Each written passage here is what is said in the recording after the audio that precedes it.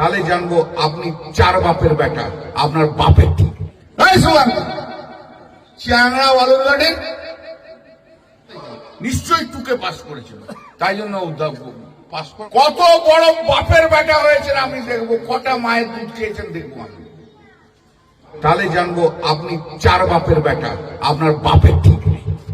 বল করুন না, 20টা মোটরসাইকেল নিয়ে এসে বলছে কল্যাণ কোথায়, কল্যাণ। আমার বক্তব্য তো এখনো তাই, এসআইআর থেকে একটা নাম ডিলিট করুন, আর আপনি তারপর এসে সিআইএসএফ সিআরপিএফ নিয়ে শ্রীরামপুরের মাটিতে দাঁড়িয়ে একটা লোককে গুলি করে মারুন, আপনাকে আমি বাড়ি ফিরে যেতে দেবো না, এখনো বলে দিলাম।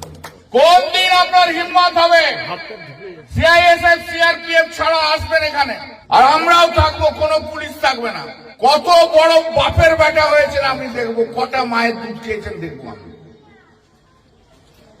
দেখবো। চ্যালেঞ্জ সুকান্ত তোমাকে।